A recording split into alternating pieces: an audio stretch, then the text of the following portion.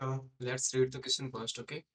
Question say the area of the region bounded by the curve x square is equal to 4y and the straight line x is equal to 4y minus 2 is. Okay. A हमारे पास option है क्या 3/8 square unit, B हमारे पास है 5/8 square unit, सी हमारे पास है 7/8 square unit and D हमारे पास है 9/8 स्क्वायर यूनिट. ओके.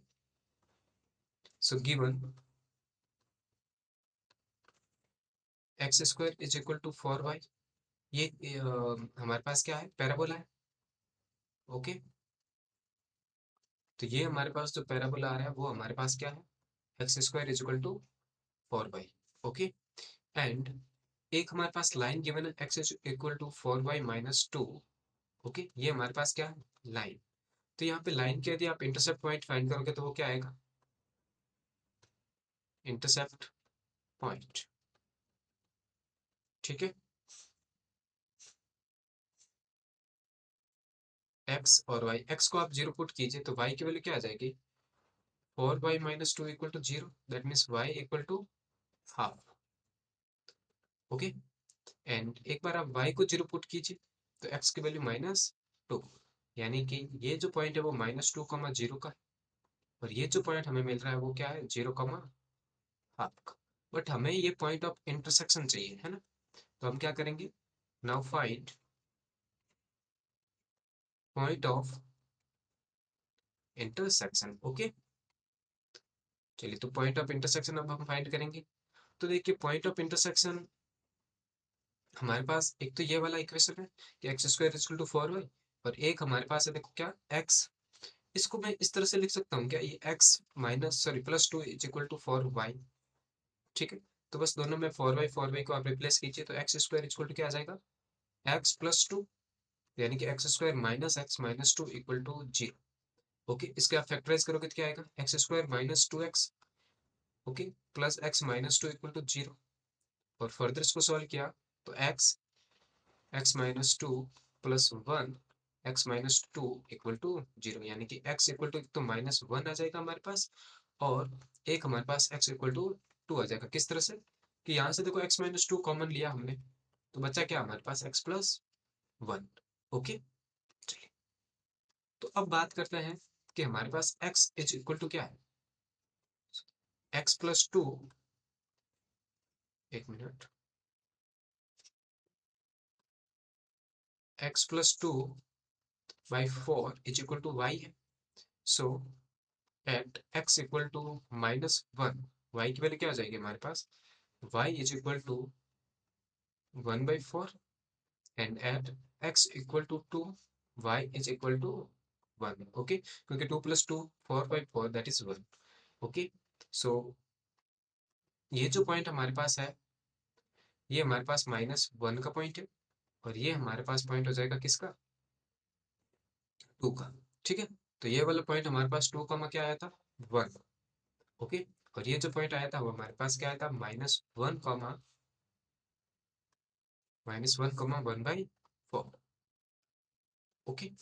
तो अब एरिया हमें कौन सा फाइंड करना है ये वाला दोनों के बीच का कर्व, जो एरिया आ रहा है दोनों कर्व के बीच का. तो ये क्या हो जाएगा देखो यदि मैं एक वर्टिकल स्ट्रिप यहाँ पे ड्रॉ करता हूँ. ठीक है. 1 मिनट. ओके. यहाँ पे यदि मैं एक वर्टिकल स्ट्रिप लेता हूँ ऑफ dx लेंथ विड्थ की तो एरिया हमारे पास क्या होगा अपर कर्व. यदि मैं इसको fx बोलता हूँ और इस कर्व को मैं gx बोलता हूँ तो अपर कर्व हमारे पास कौन सा है fx है और नीचे हमारे पास कौन सा कर्व आ रहा है gx, यानी कि a से b f of x minus gx. Okay. With respect to हम करेंगे यहाँ पे x के रेस्पेक्ट में. ये हमारे पास एरिया हो जाएगा. क्यों? क्योंकि हमने यहाँ पे क्या लिया है वर्टिकल स्ट्रिप्स लिए. Okay. By taking vertical strips. Okay. चलिए तो यहाँ पे आप है ना एपेक्स और जीएक्स हमने देख लिया. तो एपेक्स हमारे पास क्या आएगा एपेक्स इज इक्वल टू आप लिख सकते हो वाई. ओके. तो यहाँ से आप वाई की वैल्यू फाइंड कीजिए. एपेक्स हमारे पास ये है ना तो लाइन की इक्वेशन है तो लाइन से हमने वाई फाइंड किया तो क्या आएगा हमारे पास x + 2/4 एंड जी एक्स हमारे पास क्या है पैराबोला. ठीक है, यानी कि पैराबोला में y की आप हमारी वैल्यू क्या आ जाएगी, एक्स स्क्वायर बाई 4। ओके, तो अब मुझे इंटीग्रेशन फाइंड करना है। So area of shaded region, ठीक है, तो एरिया हमारे पास क्या आ जाएगा, ए इज इक्वल टू इंटीग्रेशन -1 से, देखा हमने 2 तक जा रहा है एरिया हमारा, ठीक है। देखिए ये जो वर्टिकल स्ट्रिप हमारे पास dx की है वो कहाँ से कहाँ तक मूव कर रही है, देखो -1 से 2 तक मूव कर रही है, यहाँ पे देख लीजिए -1 से 2 तक।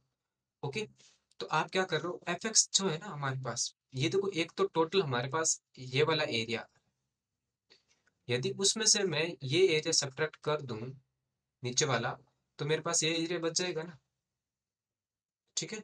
चलिए, तो यही हम कर रहे हैं यहाँ पे। सो एरिया हम क्या लिख रहे हैं, -1 से 2 एफ एक्स हमारे पास क्या था, x+2/4 minus G X that is x² by 2। Okay, sorry x² by 4 ये ना, हाँ, ओके, तो x² बाई 4 और dx। अब यहाँ से देखा मैंने 1/4 कॉमन आ रहा, तो area is equal to 1/4 integration -1 से 2 x+2 माइनस x² और dx। ओके ओके, चलिए, तो अब यदि अब फर्दर आप इंटीग्रेशन करना चाहो, तो इंटीग्रेशन क्या होता है कि इंटीग्रेशन ऑफ x की पावर n dx हमारे पास होता है x की power n+1 divided by n+1। तो यहाँ से एरिया मेरे पास क्या आ जाएगा, 1/4, x का करूँ मैं तो x²/2, कांस्टेंट है तो 2x minus x³ by 3। Okay, और -1 से 2। ओके, वैल्यू पुट कीजिए तो एरिया इज इक्वल टू 1/4, यहाँ पे रखिए तो 4/2 +4 माइनस, देखो 2 का क्यूब कितना होता है, 8/8 होता है, और नीचे हमारे पास 3 है बाई में, ठीक है, तो माइनस -1/4। अब ये वाला रखिए, तो -1 का स्क्वायर क्या हो जाएगा, 1/2 -2, तो देखो -1 का क्यूब कितना होता है, -1, यानी कि माइनस और माइनस प्लस 1/3।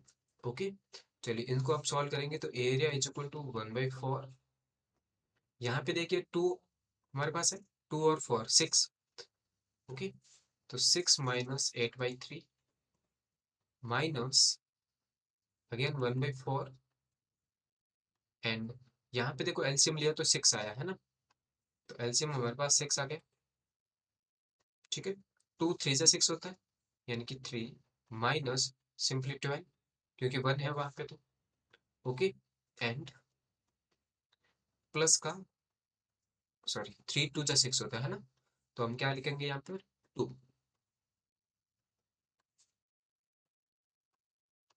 ओके, बाकी कोई ऊपर मल्टीप्लाई में तो है नहीं कुछ, तो यहाँ से हमारे पास एरिया क्या आ जाएगा, देखो 1/4, 6 3 जा 18, 18 माइनस 8 दैट इज 10/3 माइनस 1/4, यहाँ पे देखिए 5 हमारे पास सब्ट्रैक्ट हो रहा है टोटल, यानी कि 12 minus 5।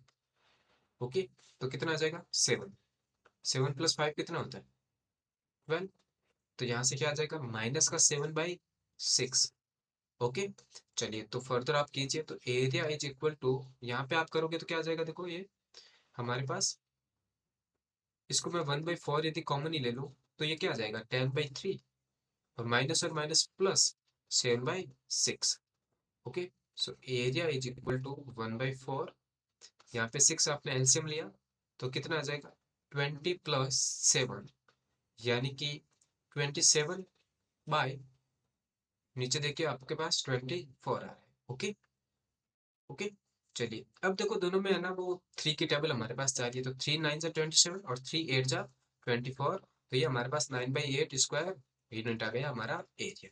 So area is equal to क्या आ जाएगा 9/8 स्क्वायर यूनिट।